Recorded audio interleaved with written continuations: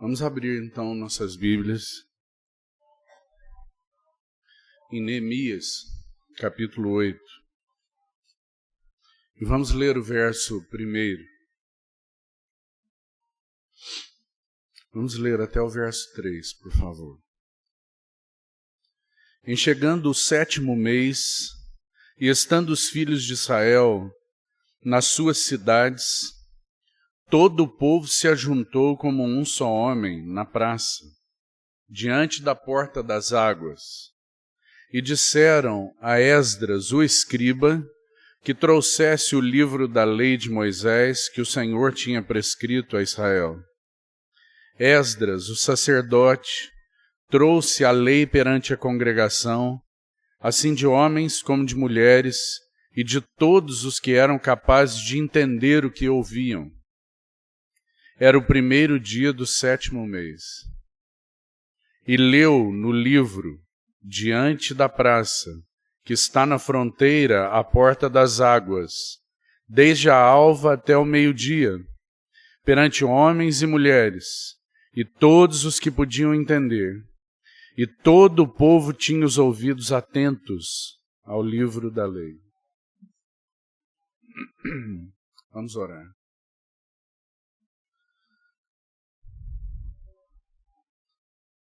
Senhor, te agradecemos tanto por tua fidelidade, por teu amor, por teus cuidados conosco, o teu povo.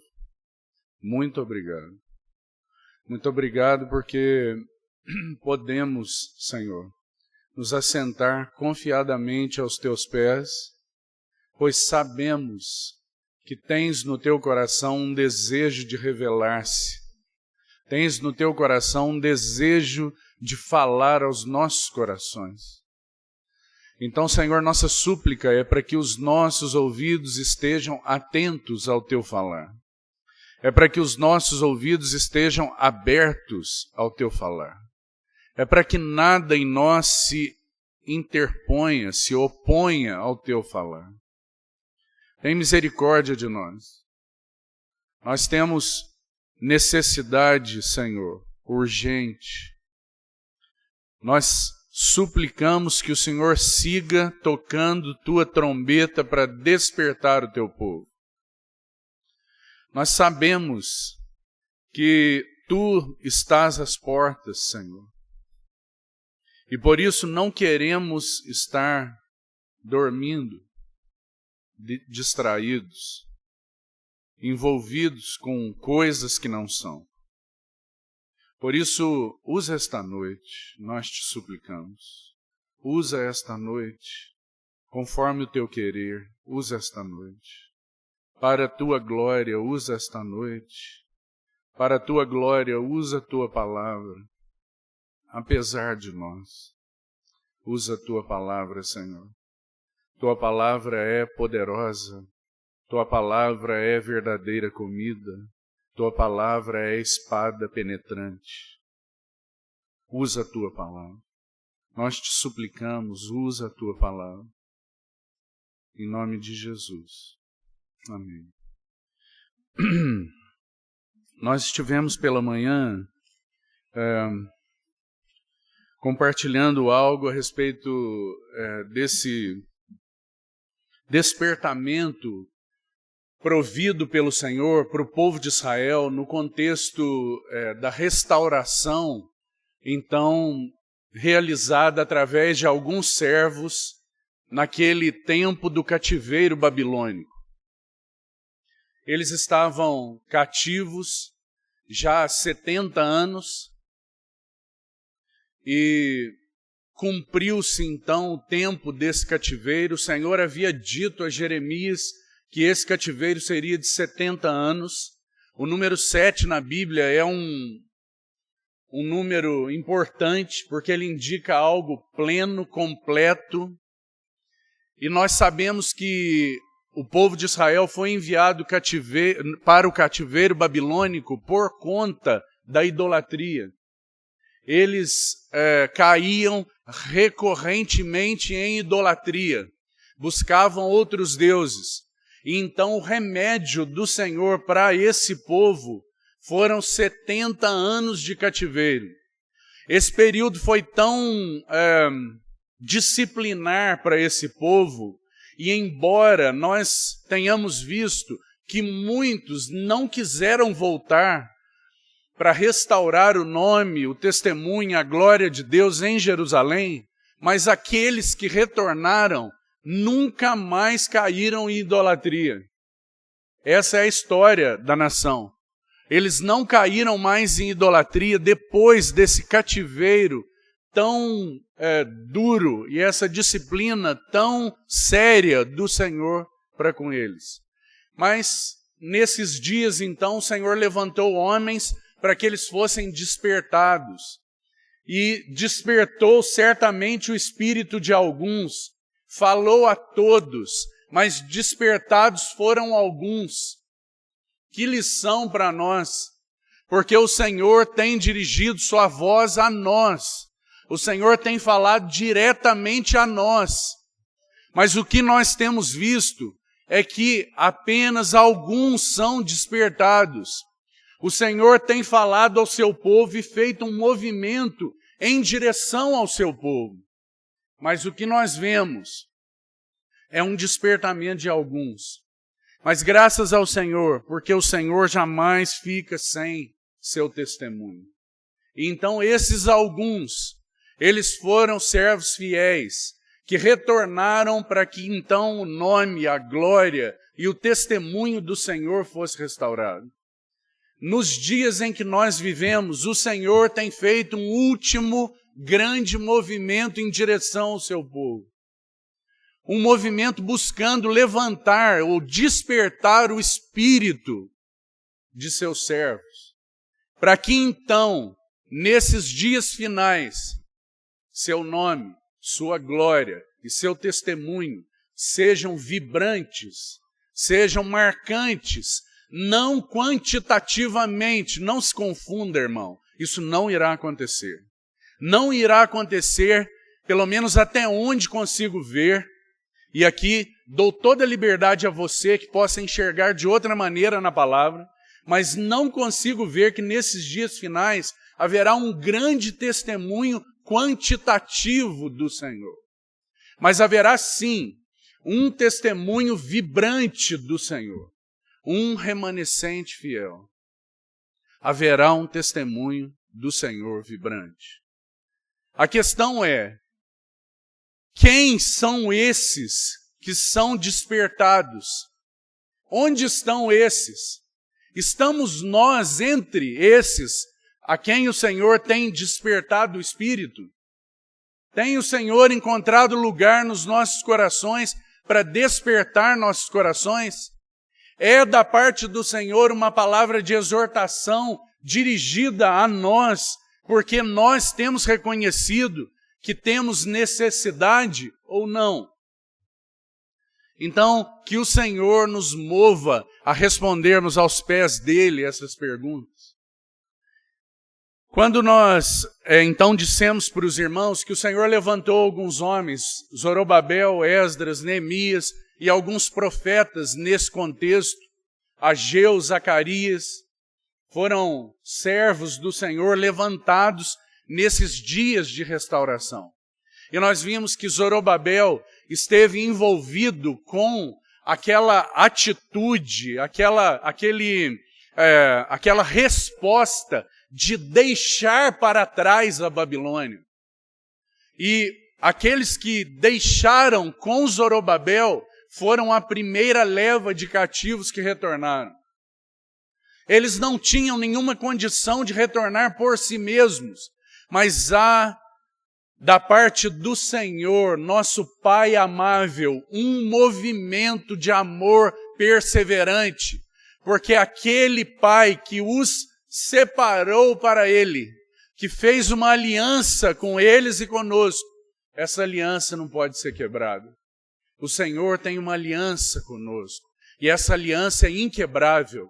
Então, porque Ele fez uma aliança baseada nele, Ele então seguiu perseverantemente falando àquele povo. E eles foram despertados, primeiro, por meio de um decreto de Ciro, aquele imperador incrédulo, mas que se submeteu à soberania daquele que está sentado no trono. E então ele decretou a liberação daqueles que quisessem para que voltassem para restaurar o testemunho do Senhor. E então, com Zorobabel, nós temos ênfase no deixar. Irmão, que o Senhor nos ajude. Que o Senhor fale aos nossos corações a respeito do que nós precisamos deixar para que o testemunho do Senhor seja recuperado nas nossas vidas e nos nossos dias. Que o Senhor ministre a nós o que nós precisamos deixar. Que movimento é esse? Quais as implicações do que nós precisamos nos afastar? Para que o Senhor tenha um primeiro passo, haja vista essa ser a primeira leva de cativos que retornam. O que nós precisamos deixar? Que o Senhor fale a cada coração, querido irmão. São tantas famílias aqui, são tantas particularidades, que o Senhor nos fale ao coração. Onde Ele tem dito para você e para mim, deixa isso. Isso não é meu. Isso não tem nada a ver comigo. Isso com o que você está envolvido e colocou as suas mãos, eu não estou envolvido e eu não coloquei minhas mãos. Nós precisamos aprender no que concerne a deixar, a fazermos aquela pergunta que que Jeremias nos ensina no início da sua profecia. Você se lembra? Jeremias diz assim, que é tão salutar, é tão salvador para o povo de Deus, quando nós aprendemos a perguntar, onde está o Senhor? Onde está o Senhor? Onde está o Senhor na minha vida? Onde está o Senhor nos meus negócios? Onde está o Senhor nos meus relacionamentos? Onde está o Senhor? Porque quando nós compreendermos isso, e nosso Deus é fiel, querido irmão. Se você realmente perguntar com um coração sincero, Ele jamais se furtará a responder. Sabe qual é o nosso problema? É que tem coisas que nós nem queremos saber. Tem coisas que nós nem perguntamos, porque nós já sabemos a resposta. Mas nós não queremos ouvir da boca do Senhor o juízo sobre aquilo com o qual nós estamos envolvidos. Então que o Senhor tenha misericórdia de nós, porque nós precisamos aprender a deixar. Existem coisas que maculam o testemunho do Senhor, existem coisas que impedem uma sujeição plena ao nome do Senhor. Existem coisas que nos impedem de sermos uma expressão da glória do Senhor. Eles não podiam ser uma expressão da glória do Senhor na Babilônia. O Senhor precisou dizer, saiam daqui. Aqui não haverá meu nome, minha glória e nem meu testemunho. Saiam daqui.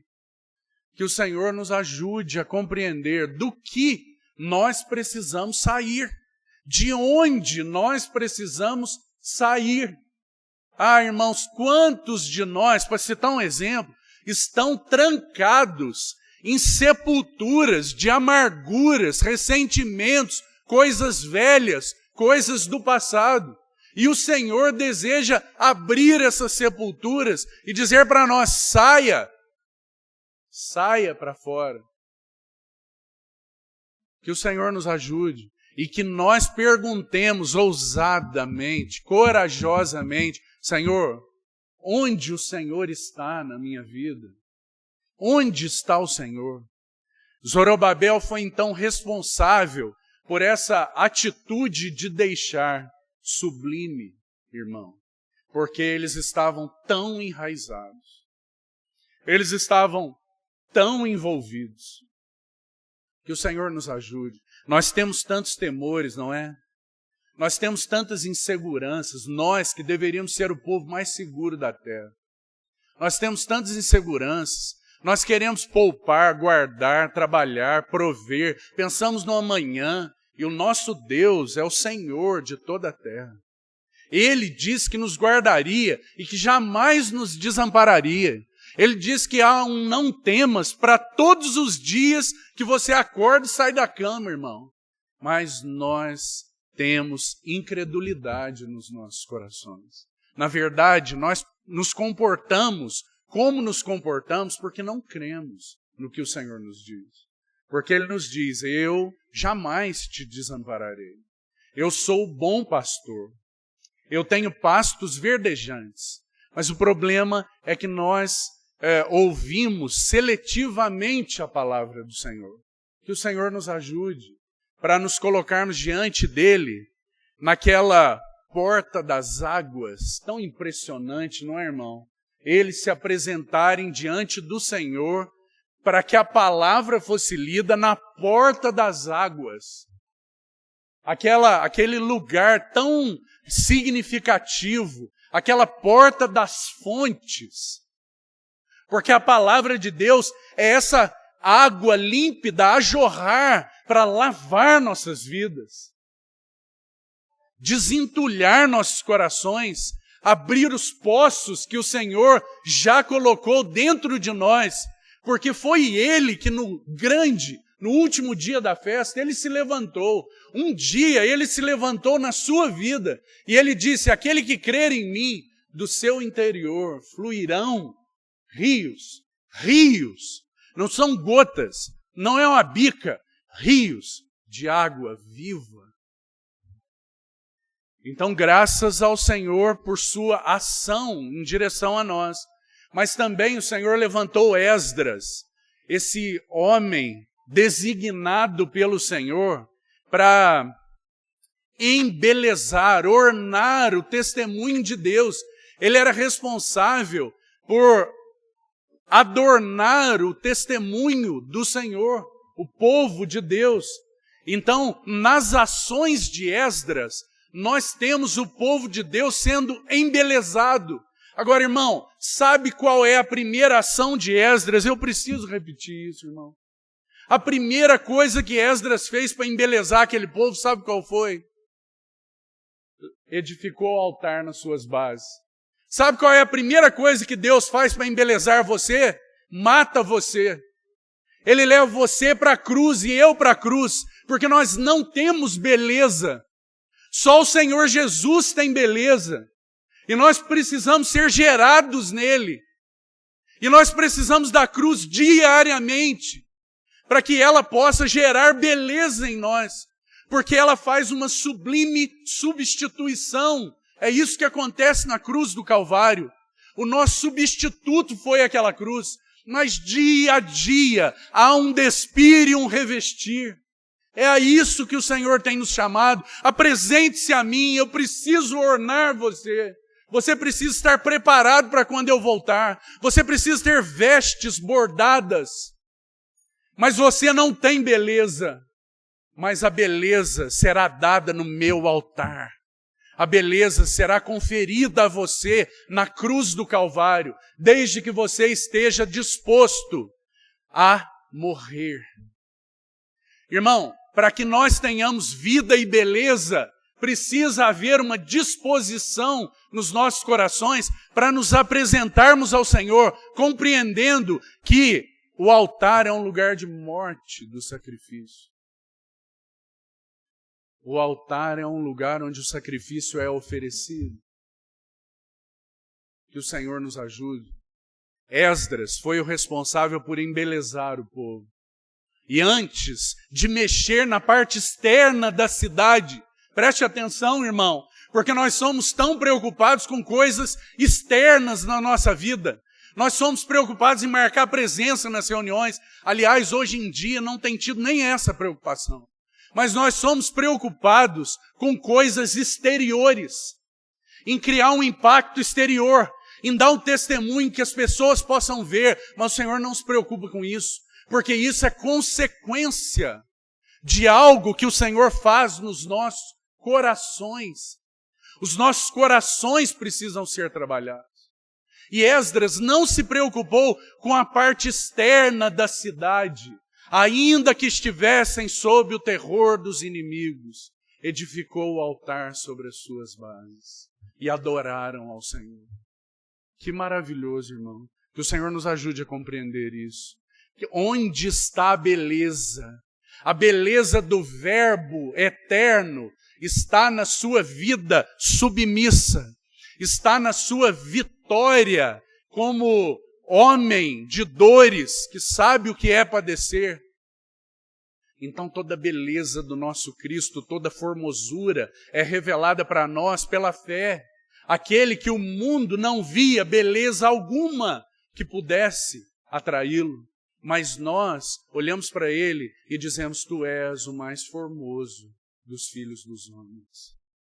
Que o Senhor encontre caminho para fazer isso conosco, para nos ajudar a sermos livrados de preocupações com coisas externas, meus irmãos. Para não sermos religiosos, para não sermos como os fariseus, que se preocupavam com as coisas, maquinavam em tudo, todas as atitudes, eles se preocupavam com o que os outros estavam pensando. Que o Senhor nos ajude a nos preocuparmos com aquilo que realmente tem valor para o Senhor. Boa consciência, coração sincero. É isso que o Senhor busca, irmão. O Senhor busca um coração sincero. O Senhor busca uma consciência pura, uma confissão adequada aos pés do Senhor. Senhor, eu sou esse. Senhor, o Senhor, quando me encontrou, sabia quem eu era, mas o Senhor disse que ia me transformar. Eis-me aqui, Senhor, trabalha meu coração, trabalha minha vida, eu não quero me esquivar.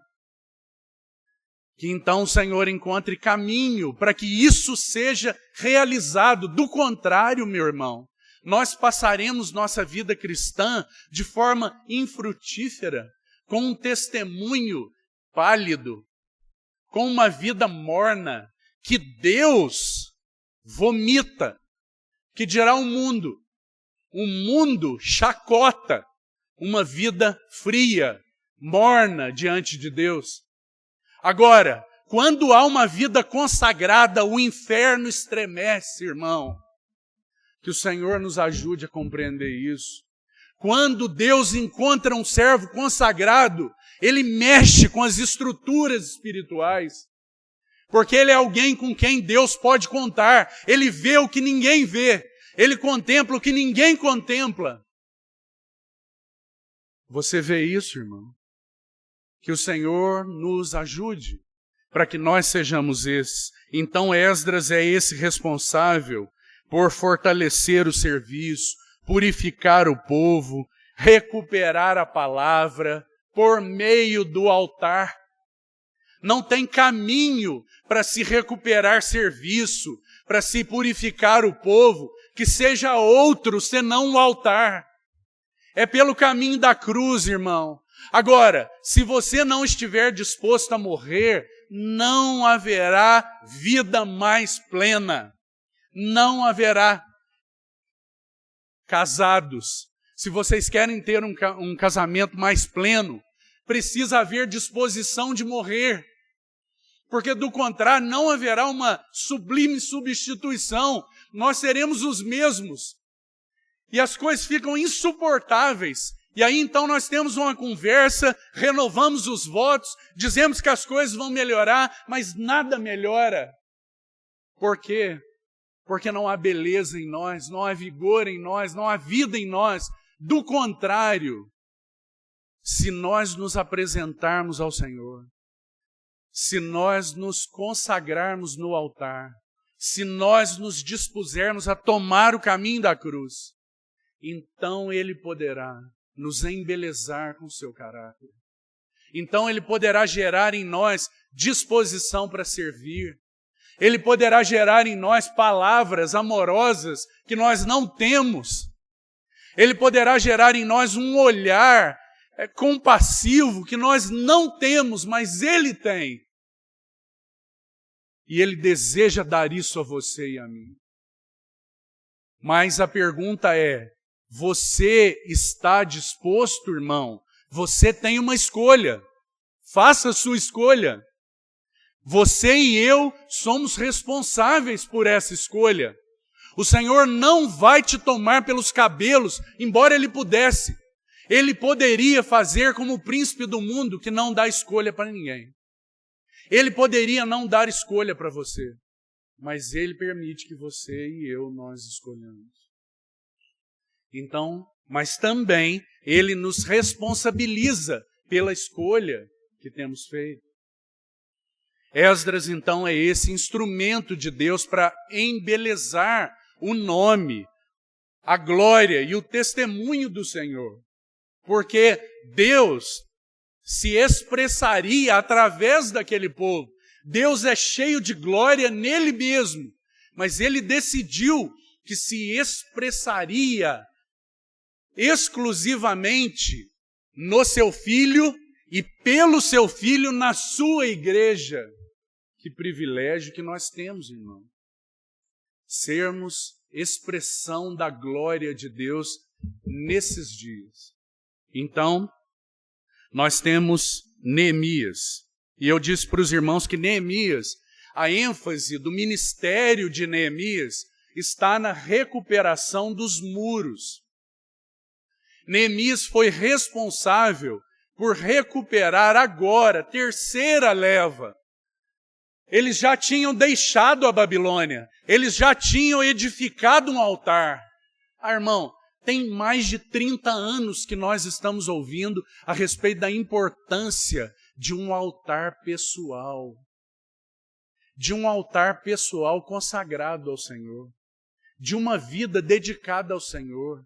Que ouve a voz do Senhor pessoalmente, não é de segunda mão, mas pessoalmente, diretamente.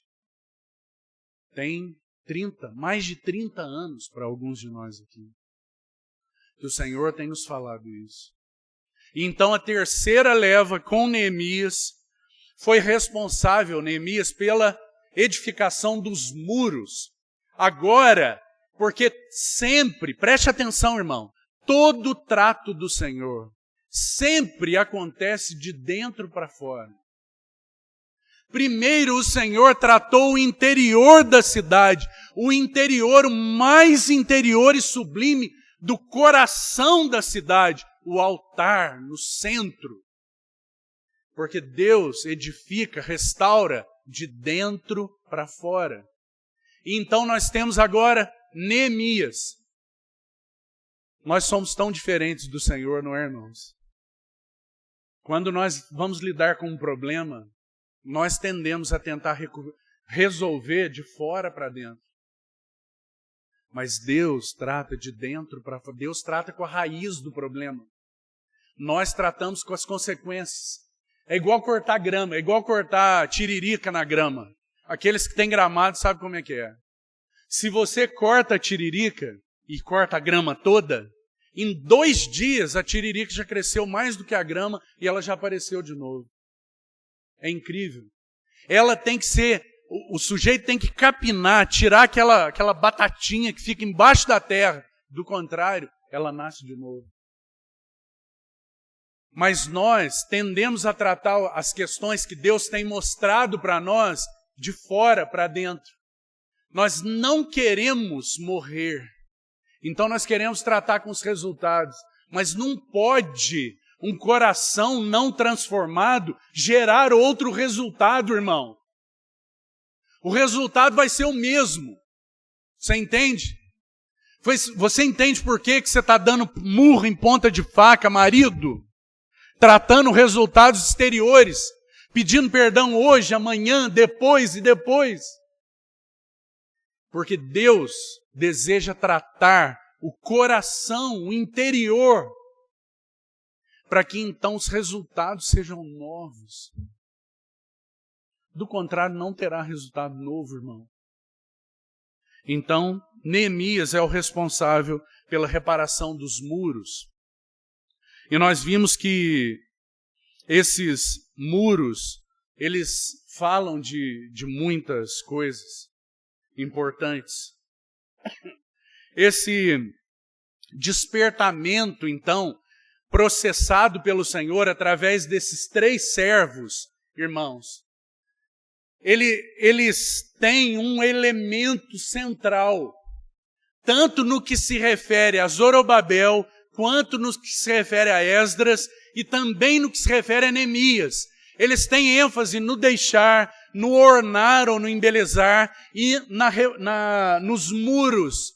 Mas todos eles têm um elemento central, porque nos tratos restauradores de Deus há um elemento central. Só há um molde de Deus para a restauração. E esse elemento central é Cristo.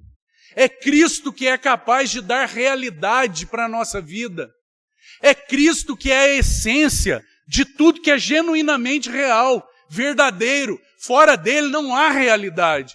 Então o Senhor deseja voltar nossos olhos para Cristo, voltar nossa vida para Cristo, curvar nossa cerviz aos pés de Cristo, nos dobrar diante do seu Cristo, nos voltar completamente para Ele, de tal modo que nós não sejamos capazes de viver de outra maneira, senão em sujeição, em união orgânica com Cristo.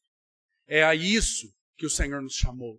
Mas existem obstáculos em nós, existem impeditivos em nós. Ele já nos salvou, nós já somos dele, mas na nossa experiência, nós ainda fugimos dele. Ainda existe necessidade de um despertamento. Tem muitos aspectos em que o Senhor tem encontrado um povo dormindo. Mas o elemento central da restauração, no que concerne ao que Deus tem a fazer, é Cristo mesmo, irmão. Não há nada genuinamente real, verdadeiro, fora de Cristo. Não tem nada que pode ser edificado na nossa vida sem que o instrumento, sem que o material, sem que o método seja Cristo mesmo. Tudo que o Espírito Santo fará é edificar Cristo, revelar Cristo, anunciar Cristo. É a isso que o Senhor tem nos chamado. Mas nossa vida não tem sido uma vida cristocêntrica, mas uma vida egocêntrica. E por causa disso, nós perdemos de vista e de consideração, e o nosso coração fica disperso de Cristo. E nós perdemos de vista a sua face, e os nossos ouvidos deixam de escutar a sua voz. E então o resultado disso é sono, embriaguez, fracasso. Mas o Senhor, na sua bondade, Ele se dirige a nós, apresentando seu Cristo para nós. De que maneira? Como nós vemos no trabalho, nos dias da restauração e também hoje, esse elemento central, esse Cristo que é o centro do propósito de Deus, esse Cristo que o apóstolo Paulo aos Efésios diz que o desejo eterno, sobreexcelente de Deus é fazer convergir nele todas as coisas. E nós estamos incluídos, irmão. Se nós não estivermos convergindo para ele, nós iremos nos voltar para outras coisas, porque nós fomos criados para gravitar em torno dele. Então, o elemento central apresentado nos dias da restauração é Cristo por meio da palavra. A palavra de Deus tem lugar central na restauração e no despertamento do seu povo. A palavra de Deus, a gloriosa palavra de Deus. A restauração é processada, o despertamento é processado por meio da palavra. Então, eu preciso tomar 2 textos para nos ajudar aqui. Então, primeiro, vamos a Números, capítulo 9. Abra comigo, por favor. Deixe marcado aí Neemias e abra comigo em Números, capítulo 9 e 10. Tem algumas coisas que preciso mostrar para você ali. Números, capítulo 9 e 10. Irmão, esses 2 capítulos, preste atenção aqui. Esses 2 capítulos são capítulos em que o Senhor está enfatizando 2 sentidos principais, por meio dos quais ele guia o seu povo. 2 sentidos principais. Os olhos e os ouvidos. São 2 sentidos principais. Esses 2 sentidos principais, eles estão relacionados a Cristo. Eles estão relacionados à palavra de Deus. Então, o capítulo 9 vai falar a respeito daquela nuvem que era visível para eles.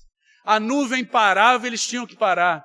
A nuvem andava, eles tinham que seguir. Porque segundo seus olhos, irmão, era uma nuvem. Não era uma rocha no deserto, simplesmente, para que eles olhassem para baixo. Mas era uma nuvem, para que eles compreendessem que os olhos deles deveriam estar voltados para o Senhor. Que o Senhor os guiaria. Então, a nuvem fala do guiar de Deus por meio da atração dos nossos olhos. Se os nossos olhos estiverem voltados para a direção errada, irmão, nós não seremos guiados segundo o que o Senhor deseja. Mas nós temos sido tão advertidos a olharmos para o nosso Senhor, a voltarmos nossos olhos. E o capítulo 10 vai falar de 2 trombetas de prata. 2 trombetas de prata. Por que 2? 2 na Bíblia fala de testemunho. 2 trombetas de prata. 2 trombetas que significavam a ação de Deus no sentido de guiar o seu povo. Porque eles eram guiados pelos ouvidos. As trombetas tocavam sonidos diferentes para respostas que deviam ser dadas. Mas eu queria chamar a sua atenção para um dos toques. Então veja o verso 9. Diz assim: quando na vossa terra sairdes a pelejar. Irmão, eu queria chamar a sua atenção para esse toque, porque nós estamos na hora mais escura da noite, numa intensa batalha. O nosso Senhor tem sido afrontado e nós temos sido chamados a nos consagrarmos a Ele, a nos voltarmos para Ele, para que na medida em que estivermos totalmente consagrados a Ele, Ele possa ter instrumentos úteis na sua mão. Do contrário, Ele não poderá usar-nos. Mas então, o verso 9 diz assim: quando na vossa terra sairdes a pelejar contra os opressores que vos apertam. Olha que expressões, irmão. Quantas coisas têm nos apertado nesses dias, irmão? Quantas coisas. Quando saírem a pelejar com os vossos opressores que vos apertam, também tocareis as trombetas a rebate. E perante o Senhor vosso Deus haverá lembrança de vós, e sereis salvos dos vossos inimigos.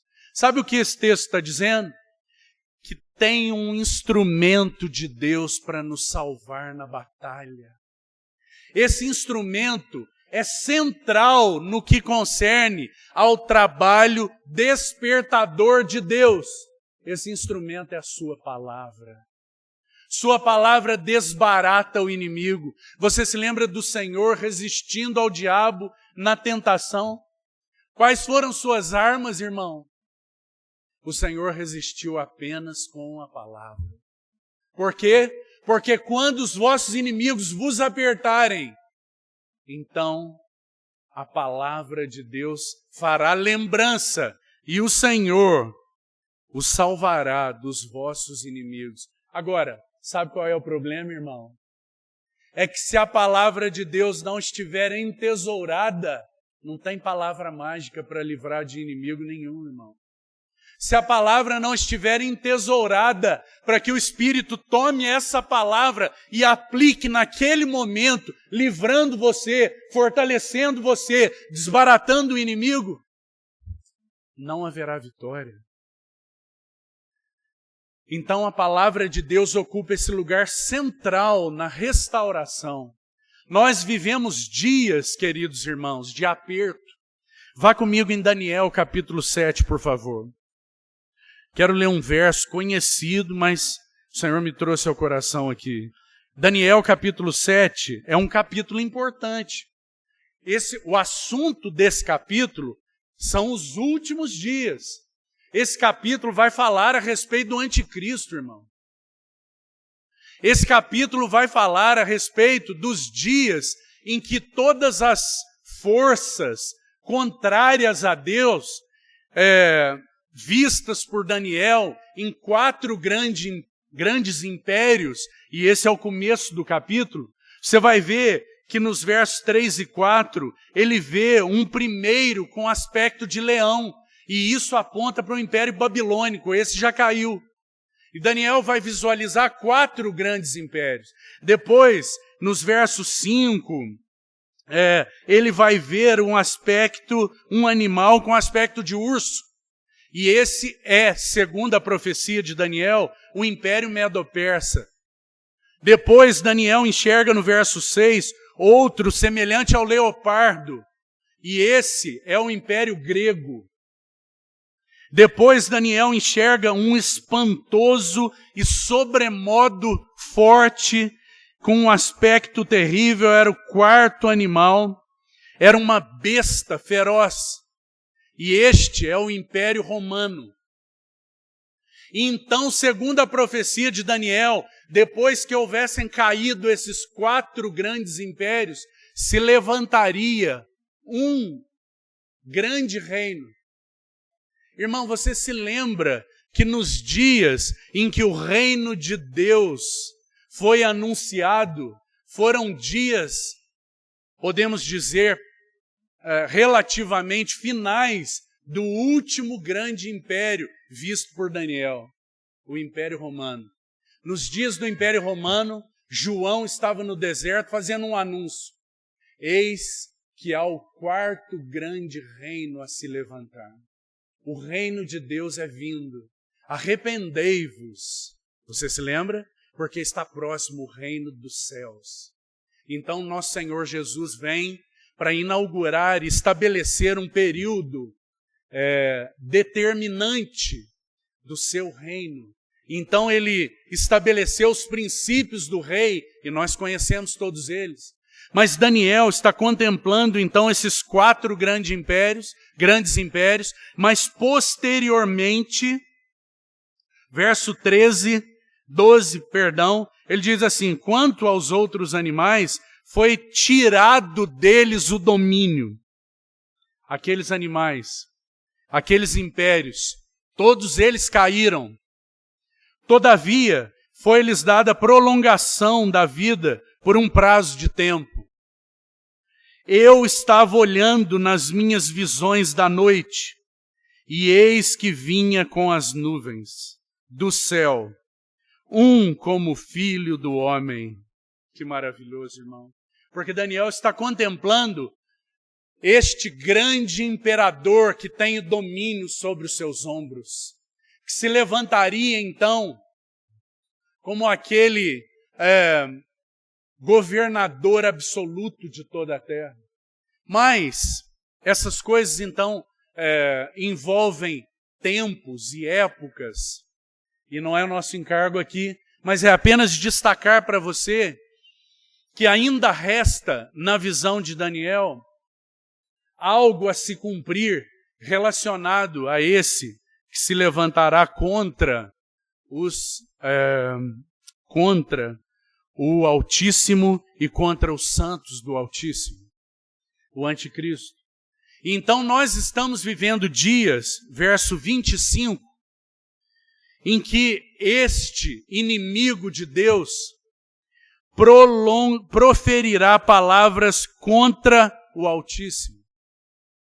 Meu irmão, será que essas palavras têm jeito de serem mais atuais. Proferirá palavras contra o Altíssimo e magoará os santos do Altíssimo e cuidará em mudar os tempos, a lei, enfim. Mas eu queria chamar a sua atenção para a palavra magoará. Essa palavra, o sentido dela no original, no hebraico, é aflição mental, esgotamento mental. Nós estamos nesses dias, mas Deus tem um instrumento central para o nosso despertamento, a sua palavra. Deus tem um instrumento central para que você não esteja esgotado, a sua palavra. Deus tem um instrumento fundamental para que você esteja guardado, cingido, protegido, a sua palavra, o seu Cristo, por meio da sua palavra. Ele é o valente de Deus, que pelejará nas batalhas quando você estiver em aperto. Mas para isso, precisa habitar ricamente em nós a palavra de Cristo. Para isso, nós precisamos ser cheios da palavra. Para isso, as palavras do Senhor precisam permanecer em nós, porque esse é o instrumento de Deus para trazer realidade, verdade para as nossas vidas, irmãos. Do contrário, nós permaneceremos em sono. Quando, nesses dias finais, nós estamos vendo toda sorte de coisas estranhas, irmãos. Nós estamos vendo toda sorte de aflições. Nós estamos vivendo dias realmente difíceis. Que o Senhor recobre a nossa atenção e o nosso apreço pela sua palavra, que é a armadura protetora, irmão. Do contrário, nós estaremos vulneráveis nesses dias. A única coisa que pode proteger você é a armadura de Deus. Mas nós somos tão débeis quanto a palavra, irmão. Nós conhecemos tão pouco. Nós aqui, esse povo que se diz o povo da palavra. Esse povo que diz que conhece a palavra. Quando nós tocamos os irmãos no particular, nós nos surpreendemos. Porque a impressão que temos é que não estamos ouvindo a mesma palavra. Por mais chocante que isso possa ser. O que nós vemos é que a palavra que está sendo pregada tem sido tão pouco assimilada. E essa palavra é salvaguarda para nós nos dias finais. Foi assim que o Senhor restaurou o seu nome, a sua glória e o seu testemunho. Então, voltemos para Esdras, para Neemias, capítulo 8, para seguirmos ali até encerrarmos este tempo. A palavra de Deus ocupa então esse lugar tão central, meus irmãos. A palavra de Deus é que separa, estabelece muros de separação nas nossas vidas. Você se lembra de Provérbios, você se lembra de Jeremias, dizendo, olha, não removas os marcos antigos firmados por teus pais. Não removas. A palavra estabelece cercas, marcos, princípios que não são negociáveis. Se nós negociarmos princípios, nós estamos arrombando a cerca, irmão, e não haverá proteção mais. Mas a palavra de Deus é essa cerca, estabelece um limite, é como um muro protetor ao redor do seu povo. Nós há pouco tempo estávamos ouvindo a respeito da parábola da vinha. E você se lembra o que aquele senhor da vinha, ele fez com ela? Uma das ações daquele senhor é que ele edificou uma cerca ao redor da sua vinha. E essa cerca, ela gera união para os que estão dentro. E ela gera separação do que está fora. Irmão, nós queremos ser um povo unido. Nós precisamos ter a palavra de Deus entesourada no nosso coração. Porque o que nos une não é pensarmos todos da mesma maneira, termos todos o mesmo comportamento. O que nos une é Cristo, irmão. Ele é que é o vínculo de unidade entre nós. Nós somos tão diferentes. Mas nós podemos ser um só homem. Como que isso é possível? por meio da sua palavra entesourada na nossa vida. E precisa ser mais do que um mero devocional de manhã, irmão. Precisa ser mais do que a leitura de 2 ou 3 versículos cada manhã. Nós precisamos nos dedicar mais, nós estamos em dias de batalha. Irmão, em dias excepcionais, nós precisamos mudar o procedimento. E o procedimento é um procedimento de guerra. Na guerra, o procedimento é diferente. Não é um procedimento normal. Em tempos de guerra, ninguém fica na sua própria casa, vivendo como se as coisas estivessem normais. Mas todos são retirados, vão para um lugar mais protegido. Nós estamos em tempos de batalha, de aflição, alta noite. Se nós não nos protegermos com a palavra, nós estaremos, e já estamos, vulneráveis. Que o Senhor nos leve, primeiro, pela palavra, a uma visão renovada de Cristo, irmão. E que essa visão renovada de Cristo nos conduza ao arrependimento, porque vemos quem Ele é e vemos o que está em desacordo e como nós temos andado. Então isso nos leva ao arrependimento. E também, depois de um genuíno arrependimento, aí sim nós podemos servir e adorar o Senhor. Mas do contrário, não será possível. Mas nós parece que queremos fazer o caminho inverso. Parece que nós queremos adorar e servir como se isso fosse o princípio de tudo. Mas nós só estaremos aptos para isso na medida em que, pela palavra, Cristo for desvendado diante dos nossos olhos, irmão. Diante dos seus olhos, diante dos meus olhos. Que o Senhor tenha misericórdia de nós. Então eles estavam no capítulo 8, no 7º mês. Irmão, deixa eu chamar a sua atenção. Sabe que dia é esse? O 7º mês, o primeiro dia. Sabe que dia é esse?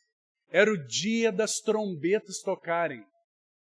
O 7º mês, no primeiro dia do mês, as trombetas tocavam. No 10º dia do mês, era o dia da expiação. E nos 7 últimos dias do mês, é a festa dos tabernáculos. Isso acontecia no 7º mês. Primeiro, a trombeta tocava. Depois, do que fala a expiação, irmão? Do que fala? Fala da obra de Cristo, sua pessoa e sua obra. Ele é o substituto. É nele que nós temos toda a provisão e vida. Então a trombeta soava, a palavra soava. Para quê? Para reconduzi-los para o dia da expiação. Você entende? E só depois, então, eles adoravam a Deus por essa sublime habitação, porque tabernáculos fala disso. São os dias da celebração, da festa de que o Senhor decidiu habitar com o seu povo. Mas Ele, então, tem soado a sua trombeta entre nós. No primeiro dia, diante da porta das águas, a palavra jorra como esse rio que passa por nós para nos lavar diante da porta das águas. As trombetas soaram no primeiro dia. Que a trombeta de Deus soe aos nossos corações. E que a nossa atitude, e eu queria destacar aí para você, algumas atitudes e implicações corporativas. Então nós estamos falando de uma reunião. Algumas implicações corporativas do acolher, princípios do acolher corporativamente a palavra. Porque foi isso que aconteceu aí. Eles estavam em uma reunião e houve uma atitude corporativa correta. Preciso dizer para você que aqui, quando nós estamos reunidos, Deus deseja nos ensinar esses princípios para que você ponha em prática na sua vida pessoal, na sua família, para que esses princípios sejam praticados. Princípios do acolher a palavra. Como que se acolhe a palavra? Porque se a palavra é esse elemento central de despertamento, então como que se acolhe a palavra? Qual é o desafio para nós? O desafio é acolher a palavra. Quando nós acolhemos, o que a palavra faz? A palavra cinge a sua mente, irmão. Você para de sofrer ataques aqui na mente. Você para de sofrer sugestões na sua mente. A palavra é como um capacete protetor. A palavra traz uma couraça protetora. Ela também fornece uma arma de batalha. Mas são tantos elementos de proteção e apenas uma arma. Que o Senhor nos ajude, irmão, a compreender isso. Para que nós não entremos na batalha, muitas vezes, do jeito que nós estamos entrando, totalmente desprotegidos. Nós temos sido alvo fácil. O inimigo encontra as brechas tão vulneráveis.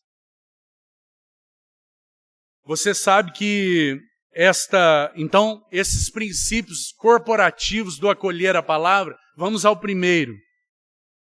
Veja que, primeiro, verso 3, parte final. Todo o povo tinha os ouvidos atentos ao livro da lei. Todo o povo tinha os ouvidos atentos ao livro da lei. Irmão, não preciso te dizer que nós estamos falando de atenção física. Se nós nos assentamos aqui, escangalhados, sem nenhum vigor, dormimos todo o tempo, você acha que isso é digno da palavra? É claro que não. Mas isso é o menos pior. Porque você pode se assentar aqui num dia em que você está muito cansado. Tudo bem, isso é compreensível.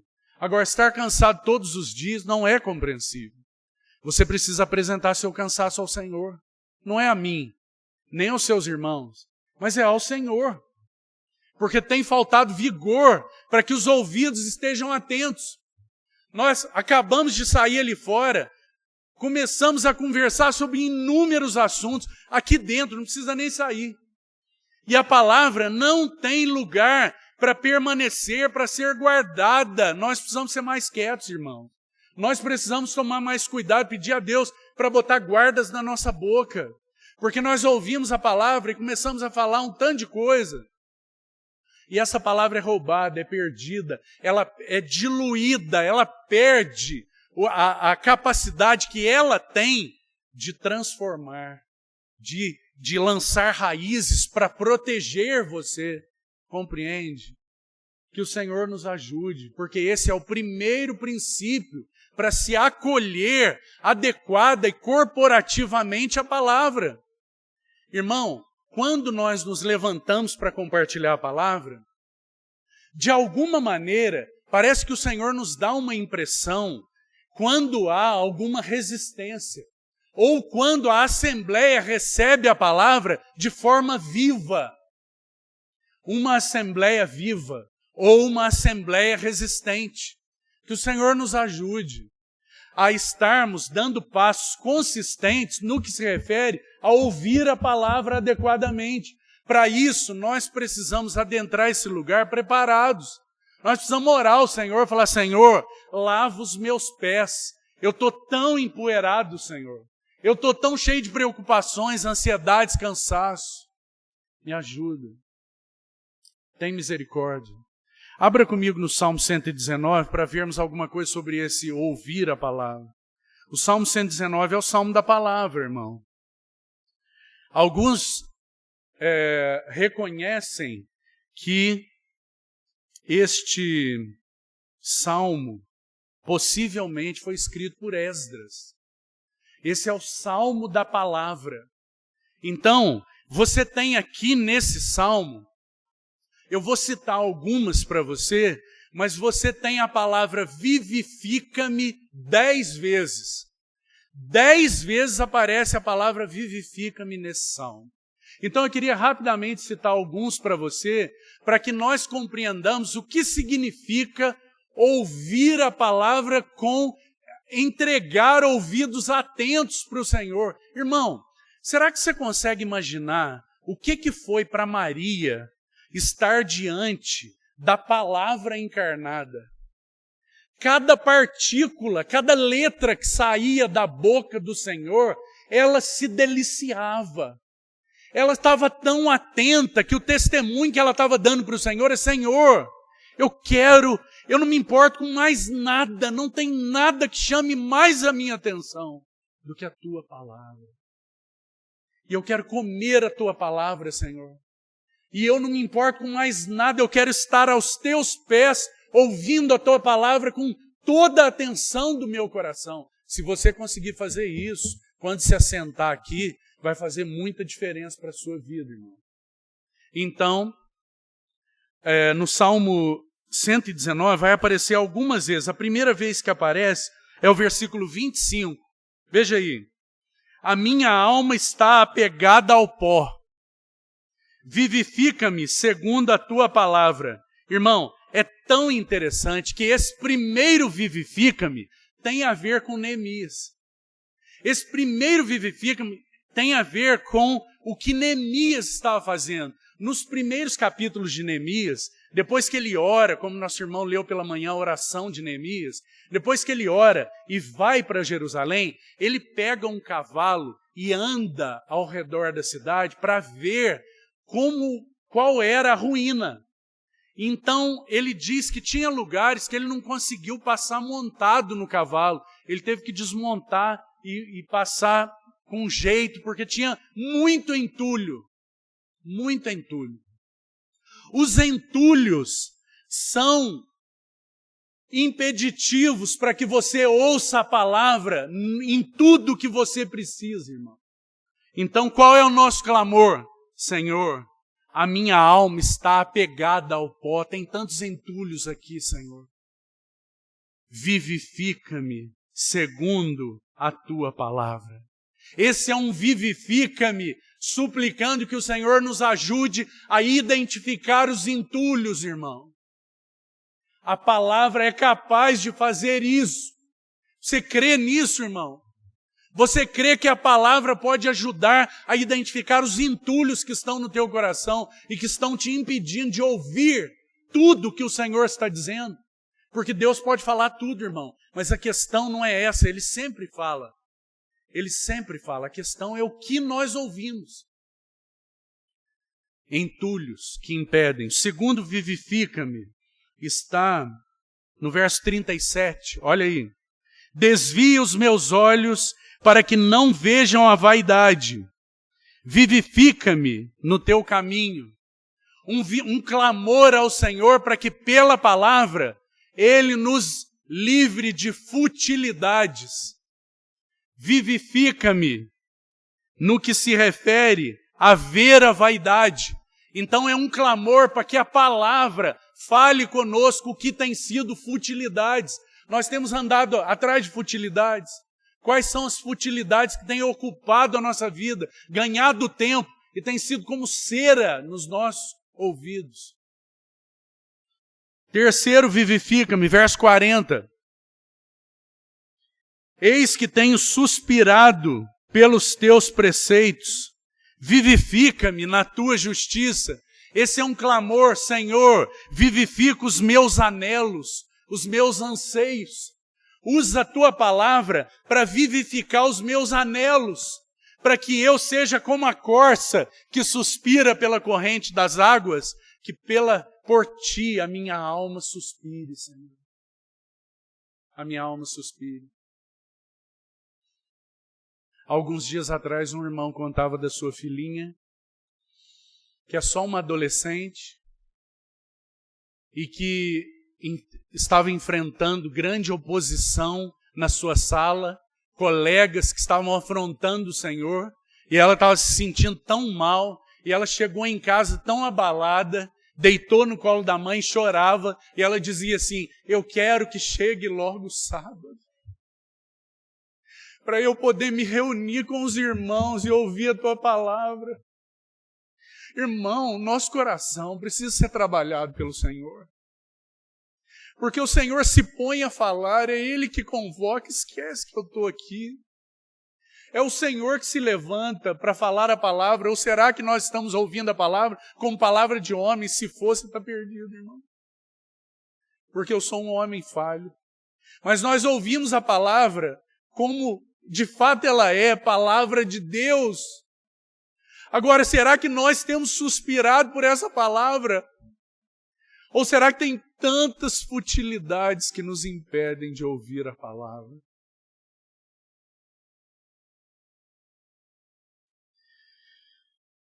Verso 50.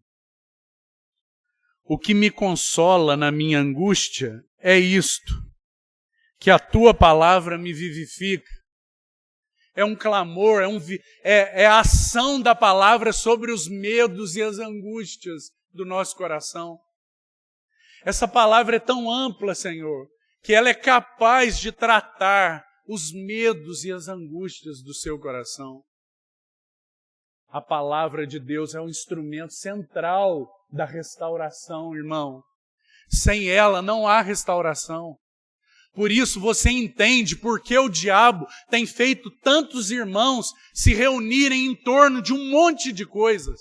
Ah, tem o teatro não sei do que, tem as crianças cantando não sei o que, tem a banda de louvor, tem o ministro do louvor, tem isso, aquilo e aquilo outro, e 10 minutos da palavra. E o diabo fica tão satisfeito. Por quê?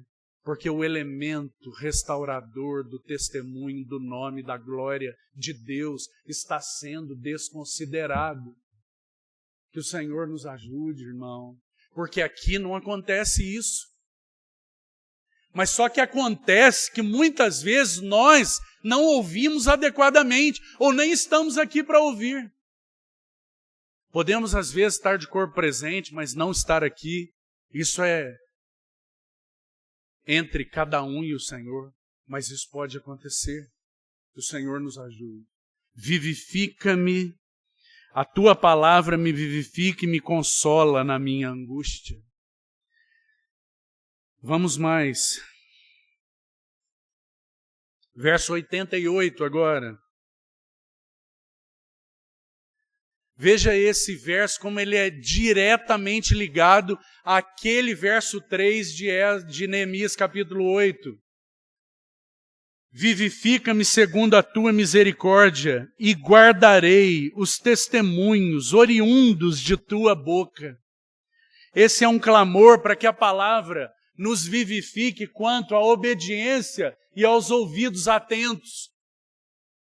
A palavra nos leva à obediência e a ouvidos atentos. Então, para seguirmos, querido irmão, vou apenas citar para você onde estão os próximos versos, depois você considera. Mas tem sido tão tentado a passar por eles. Veja o verso 107. Diz assim: estou aflitíssimo. Vivifica-me, Senhor, segundo a tua palavra. Você está preocupado, irmão? Você está cheio de ansiedades, irmão? A palavra de Deus é capaz de nos livrar de todas as preocupações e ansiedades. Ela vivifica-nos nas nossas aflições. Estou aflitíssimo, Senhor. Veja por que a palavra é o instrumento central de despertamento do povo de Deus. Porque essa palavra tira os nossos olhos de nós e coloca os nossos olhos em Cristo. E através de Cristo nós nos vemos adequadamente. Através de Cristo nós vemos o quanto precisamos e no que precisamos nos arrepender. Você vê isso, irmão? Do contrário, se não for através de Cristo, nós somos tão condescendentes conosco. Que o Senhor tenha misericórdia, que sua palavra seja então entesourada nos nossos corações. Deixe-me ver aqui, verso 149. Ouve, Senhor, a minha voz, segundo a tua bondade, vivifica-me segundo os teus juízos. É a palavra de Deus que confere a nós a certeza de que Deus ouve todas as nossas orações. Ele ouve todas, irmão. Ele não responde muitas delas porque elas não seriam boas para nós. mas Ele ouve todas as nossas orações. E Ele responde segundo o seu propósito. Então esse é um vivifica-me no que concerne a convicção de que o Senhor ouve as nossas orações. É a palavra que confere isso para você e para mim. 154. Defende a minha causa e liberta-me. Vivifica-me segundo a tua promessa. E esse é um vivifica-me no que concerne a sermos libertos de cativeiros pessoais. Pelo menos 3 eu queria citar aqui para você, que você já ouviu muitas vezes. A palavra de Deus nos liberta de um coração dividido. É a palavra de Deus que mostra para nós quando o nosso coração está dividido. A palavra mostra para nós que o nosso Senhor não aceita um coração dividido. Liberta-me, Senhor, pela tua palavra de um coração dividido. A palavra de Deus nos liberta de pecados habituais, irmão. Sabe aqueles pecados habituais? Aqueles que você tem pedido perdão há tanto tempo, há tantas vezes, repetidas vezes. A palavra de Deus é capaz de libertar você. O libertador pela sua palavra é capaz de te libertar. Você tem feito tanto esforço contra pecados habituais?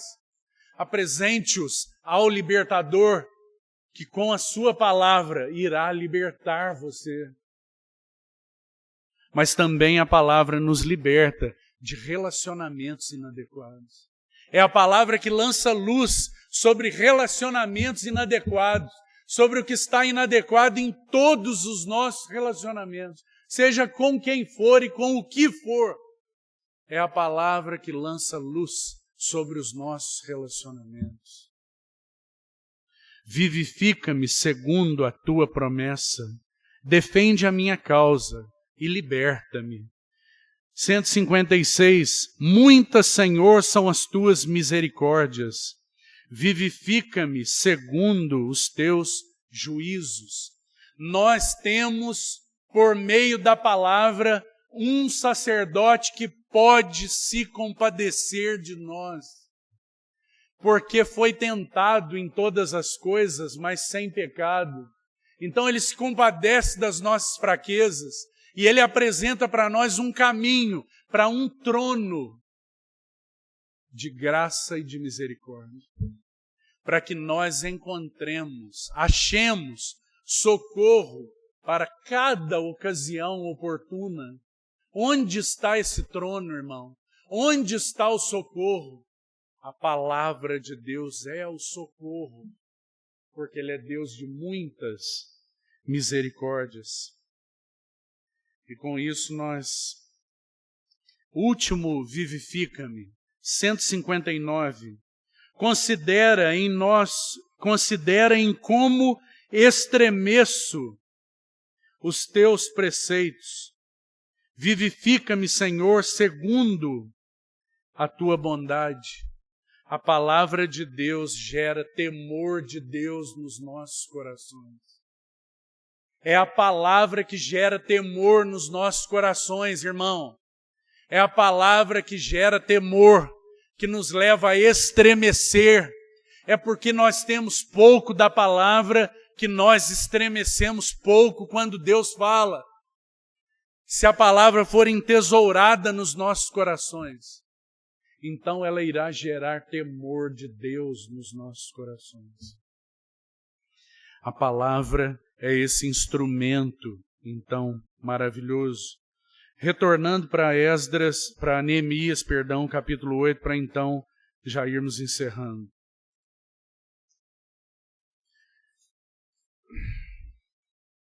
Eles estavam na porta das águas e eles tiveram uma atitude adequada diante da palavra.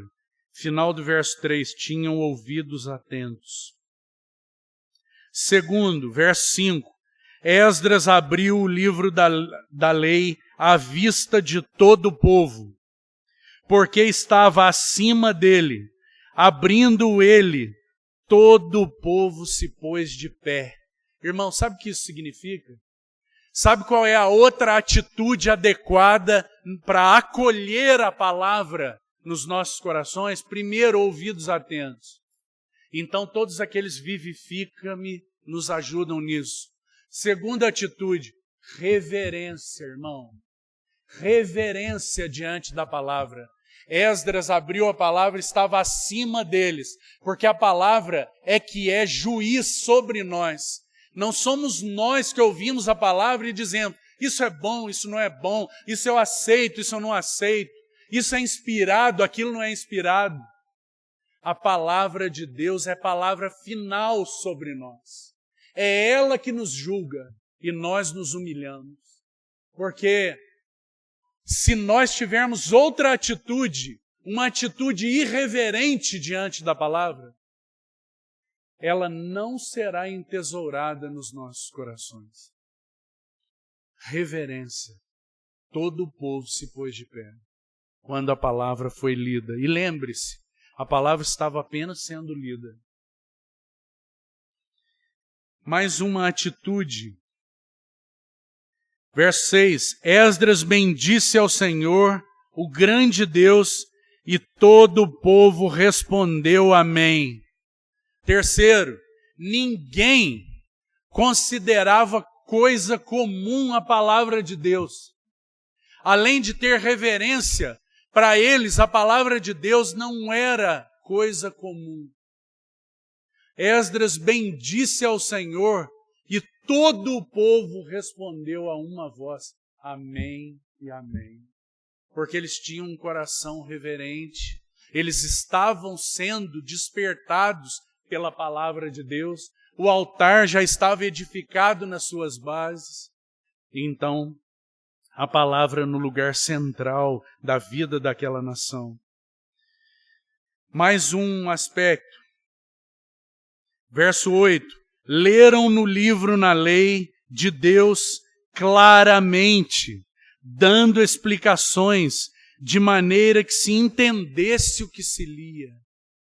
Oh, irmão, que coisa maravilhosa, não é? Essa é, sem dúvida nenhuma, a definição de mestres no Velho Testamento. Quem eram os mestres? Eram aqueles que explicavam o que se lia. Simples assim. Ajudavam o povo, explicavam o que se lia. Então os sacerdotes andavam pelo meio daquela multidão, explicando o que estava sendo lido.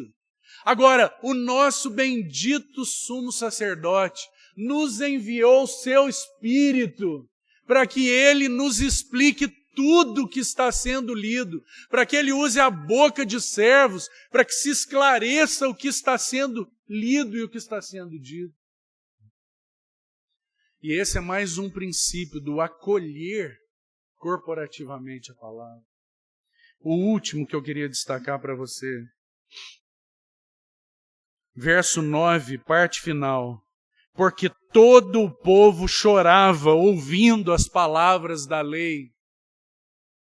Ninguém estava insensível, irmão, porque a palavra de Deus estava despertando os corações. Então eles estavam sendo tocados, todos estavam sensibilizados pela palavra. Que o Senhor nos ajude, que Ele faça isso conosco aqui, que todos nós sejamos sensibilizados pela palavra, tocados nos nossos corações. E na medida em que a palavra é anunciada, como já disse, para encerrarmos, Cristo é visto. Na medida em que o Senhor é visto, não numa medida acima, nem abaixo, mas na medida em que o Senhor é visto, nós também somos vistos. Na medida em que a beleza dele é revelada, então ele lança luz sobre nós. Então a única atitude correta diante da palavra é nos dobrarmos como fizemos essa manhã. A única atitude genuinamente adequada para aqueles que ouvem a palavra de Deus com ouvidos atentos, com reverência, sensibilizados pela palavra, não considerando como coisa comum. Quando a palavra é recebida dessa maneira, irmão, sabe o que ela produz? Ela produz arrependimento. Ela quebranta os corações. Veja o que diz o verso 10. Disse-lhes mais: ide, comei carnes gordas, tomai bebidas doces, enviais porções aos que nada têm, preparando para si, porque este dia é consagrado ao Senhor. Portanto, não vos entristeçais, porque a alegria do Senhor é a vossa força. E então eles fizeram calar e se regozijaram grandemente diante do Senhor. É a sequência. Porque quando a palavra do Senhor é ouvida, ninguém fica sem pão. Você vê que eles foram encorajados a distribuir porções a todos, para que comessem, se alimentassem, porque a palavra é provisão para todos, para que cada um leve o seu bocado, seja alimentado, seja fortalecido. Que nós não saiamos desses dias mortos de fome, porque nos apresentamos a ouvir a palavra inadequadamente. Mas que cada um recolha o seu bocado e seja por ele fortalecido, e seja por ele levado a um genuíno arrependimento. Porque assim houve com esse povo. Os versos 13, irmão, a partir do verso 13, nos diz que no dia seguinte eles se ajuntaram a Esdras, o escriba, todos os cabeças de família, e atentaram para as palavras da lei. O Senhor Jesus começa pelos cabeças de família. A palavra restauradora de Deus, o testemunho, o nome, a glória do Senhor, começa pelos cabeças de família. Na medida em que a palavra encontra lugar nos nossos corações, ela irá prover restauração por meio dos cabeças de família. E então eles seguiram, e se você ler o texto e se dedique a esse texto, porque na medida em que se apresentaram ao Senhor de uma maneira que eles nunca tinham feito, é o que revela o verso 17, eles estavam, meus irmãos, há cerca de 1000 anos sem celebrar a festa dos tabernáculos. Havia muito tempo que não se celebrava essa festa de comunhão, festa em que o Senhor dá a eles um senso da sua presença entre eles. É disso que a festa dos tabernáculos fala. Fala que o Senhor decidiu fazer habitação entre nós e conosco. Eles estavam há 1000 anos sem celebrar a festa por causa dos cativeiros. Mas então agora eles tiveram a oportunidade de celebrar a festa dos tabernáculos. E então eles celebraram, e houve o resultado, final do verso 17, houve muito grande alegria. Desde os dias de Josué eles não celebravam a festa. Mas agora houve muito grande alegria na presença do Senhor, porque a palavra do Senhor estava sendo pregada, estava no centro do reunir deles. Então o nome, a glória e o testemunho do Senhor estavam sendo exaltados. Graças ao Senhor por isso. O capítulo 9 é o capítulo do arrependimento. E então, o primeiro verso diz assim: a reação adequada diante da palavra. A reação que Deus espera quando a palavra é ouvida, quando a palavra é pregada. No dia 24 deste mês, se ajuntaram os filhos de Israel com jejum e pano de saco. Arrependimento. Os da linhagem de Israel se apartaram de todos os estranhos, puseram-se em pé, fizeram confissão dos seus pecados e das iniquidades dos seus pais. Você vê, irmão? A palavra de Deus nos leva ao arrependimento, a um genuíno arrependimento. Que isso aconteça conosco nesses dias. O Senhor tem nos falado sua palavra e que encontre em nós um genuíno e verdadeiro arrependimento. Do contrário, as coisas permanecerão como estão e apenas alguns serão despertados. E haverá aqui entre nós um povo no meio do povo. Você já pensou nisso, irmão? Que o Senhor nos ajude, para que nós não nos confundamos e achemos que por estarmos entre alguns despertados, isso significa que nós teremos os benefícios de sermos despertados também. Que o Senhor nos ajude e nos leve a um verdadeiro arrependimento no que é necessário, para que então seu nome, sua glória e seu testemunho sejam vibrantes nesses dias finais, em cada família aqui, também nessa Assembleia, e em tantos lugares aos quais o Senhor trouxe representantes aqui para estarem conosco. Amém. Vamos ter um momento de oração, alguns irmãos que possam agradecer, responder ao Senhor em gratidão pelo que Ele tem nos falado.